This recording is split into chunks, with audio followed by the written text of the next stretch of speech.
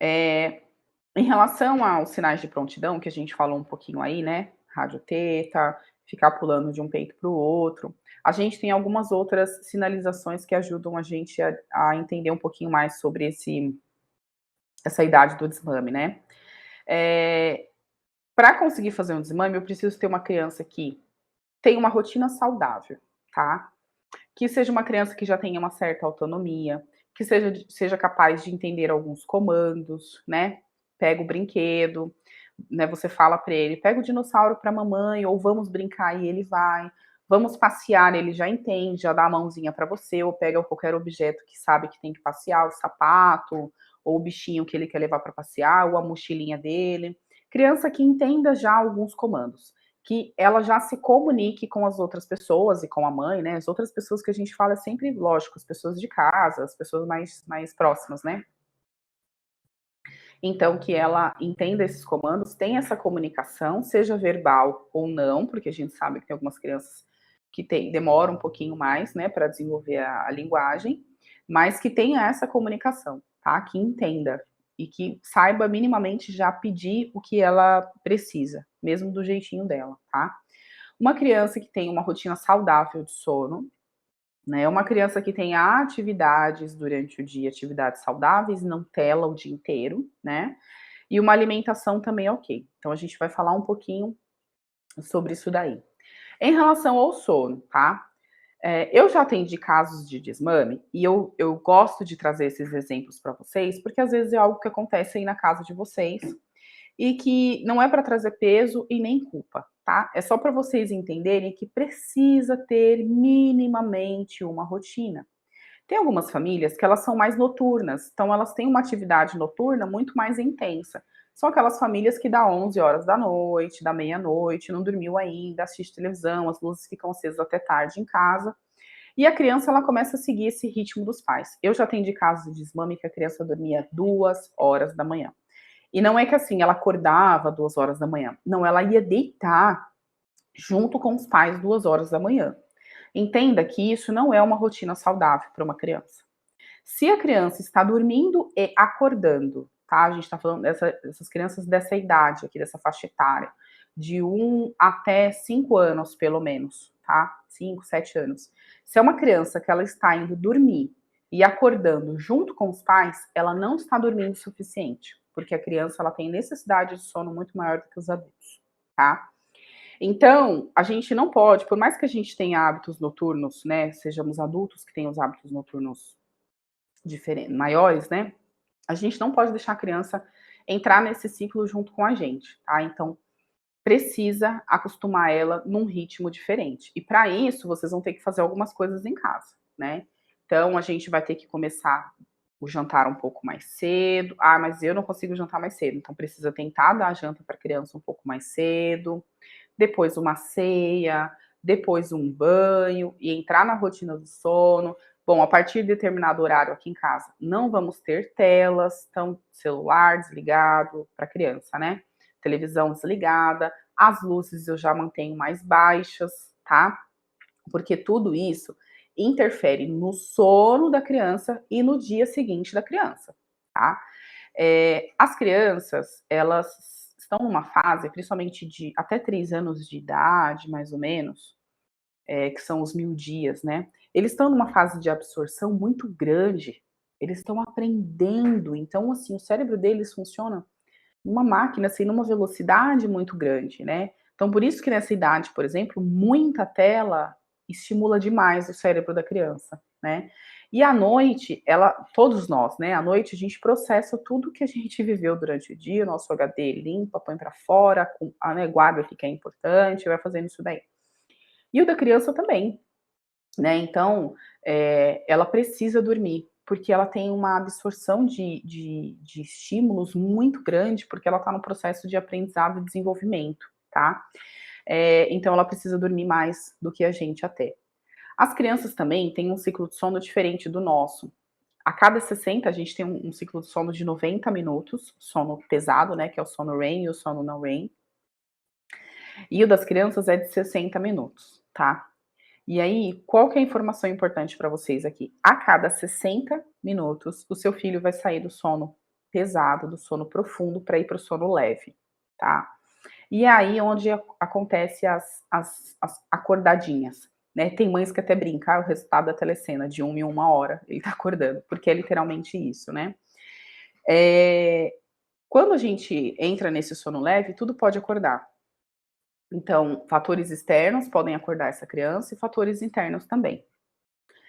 Externos: calor, pernilongo, frio, barulho, bateu, carro buzinou lá na frente, enfim, né? Fatores externos que podem acordar. Por isso que é importante colocar essa criança para dormir no ambiente mais saudável possível, né? Recomendado, o mais recomendado é breu. Eu sei que muita gente que tem criança gosta de deixar uma luzinha. Durante muito tempo, eu preciso deixar uma luzinha na minha casa ainda, porque a minha filha mais velha, Alice, de 9 anos, ela tem medo do escuro, né? E se ela acorda de madrugada querendo tomar alguma coisa e tá tudo escuro, ela acorda tremendo, com crise de ansiedade, com medo e tudo mais. Então a gente deixa uma luzinha bem pequenininha no corredor, mas que não afeta, porque aí eu fecho a porta deles, né, encosto a porta, que não afeta no sono. Mas é importante, o recomendado, que seja totalmente escuro, porque os nossos olhos são muito sensíveis, absorve qualquer tipo de luz, né? E nós, né, seres humanos, o que que acontece? Como que funcionam os hormônios do sono, né? O ideal seria, né, estar escurecendo, pessoas que moram no meio do mato, né, mais interiorzão, é assim. Então, o ideal seria que está escurecendo, a gente já começasse a se preparar para dormir e que está amanhecendo, a gente acordasse. Então, o sol está nascendo por volta de 5h30, 6 horas, às vezes a gente acorda às 8, às 9. Quanto que a gente já perdeu de cortisol aí dessa manhã? Por isso, quando a gente acorda muito tarde, a gente acorda com aquela lenhaca, com o corpo mole. Por quê? Porque o pico do cortisol, ele já passou, né? Então, as crianças tendem a seguir esse ciclo que é mais perfeito, né? Geralmente dorme ali em torno de 8, no máximo 9 horas. Quando dá 6, 7 horas da manhã, eles estão acordando, né?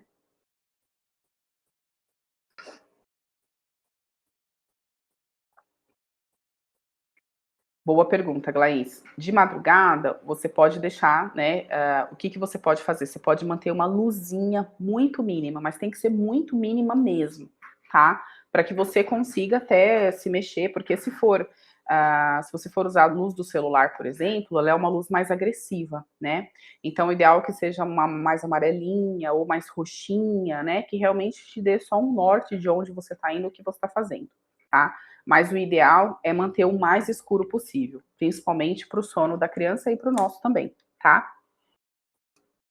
Quando a gente for falar de desmame noturno, aí eu vou falar um pouquinho mais sobre essa rotina mesmo da madrugada, tá? Então já falamos em relação aos estímulos, né? Então, quanto mais estímulos ruins a criança tem, televisão, videogame, celular, mais o cérebro dela vai ficar muito ativo à noite. Calor, né? Frio. Então, tem famílias que falam, ai, mas eu não gosto de ligar o ar-condicionado ou o ventilador, eu acho que faz mal, né? Tem que tentar encontrar um meio termo, ligar o ventilador ligado para a parede, ou se eu tenho de teto o exaustor, e colocar ali um umidificador no quarto, porque o ar seco também incomoda, essa criança pode acordar de madrugada com sede, né? Então eu preciso criar um ambiente gostoso para essa criança dormir. E veja, ele não sabe expressar para a gente tudo o que ele está sentindo, ele simplesmente acorda, né? A gente que precisa tentar se antecipar a isso. Entender se o meu filho está acordando, será que ele está com algum incômodo? Será que é dente que está nascendo?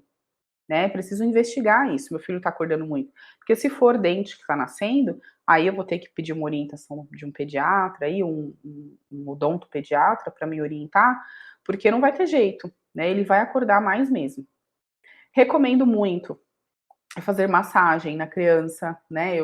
Tem a Chantala, que é muito maravilhosa, mas você não precisa especificamente fazer a Chantala, pode fazer uma massagenzinha do seu jeito. Mas crianças que são massageadas, né, principalmente com a Chantala desde o primeiro mês de idade, são crianças que dormem melhor, são crianças que choram menos, são crianças que sentem menos dor, são crianças que sentem menos cólica.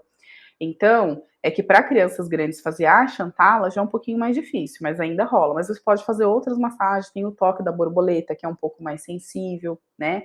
A massagem, ela é terapêutica, tá? Ela é cumulativa, ela não é resolutiva.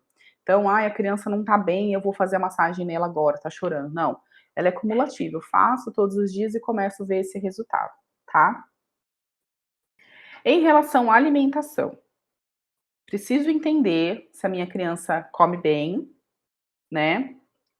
E se ela tá comendo uma quantidade, variedade versus expectativa da mãe. Porque tem mãe que vira e fala assim: ah, eu não acho que meu filho come bem, porque ela espera que ele, né, coma uma quantidade muito grande de comida. Mais importante é que essa criança aceite os alimentos, né? Tem uma variedade de alimentação. Então, se é uma criança, por exemplo, né, que come um prato de arroz com feijão, mas ele come só no almoço e só na janta, será que é uma criança que come bem? Só arroz e feijão no almoço e na janta?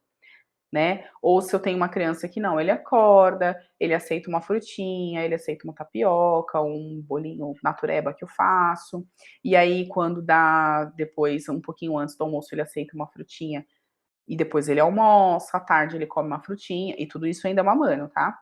E aí ele janta, depois ele ainda aceita mais alguma coisa, mesmo que seja em pequenas porções, tá? Isso tudo vai variar de acordo com a idade da criança, mas eu preciso ter essa percepção se o meu filho come bem. Isso daqui é fundamental, tá, gente? Por quê? Eu fiz um processo de desmame essa semana, fiz uma consultoria de desmame, que a criança tem muita recusa alimentar, mas é muita mesmo, tá? É uma criança que não aceita quase nada. Ela lambe, ela dá uma mordida e ela cospe, 1 ano e 1 mês de idade. Então, não é mais uma criança de 6, 7 meses que está começando a introdução alimentar. Como é que a gente faz desmame numa criança que não come? Esse é o primeiro ponto. Se você está fazendo esse workshop aqui agora e a sua criança não come, e aí veja bem, não estou falando de uma criança de 7, 8 meses ou até 1 ano que está estabelecendo a introdução alimentar, que está começando a comer. Não. Estamos falando de uma criança de 1 ano e 1 mês que minimamente já tem que ter sido apresentada para todos os alimentos naturais. Todas não, porque o nosso país é muito farto, né?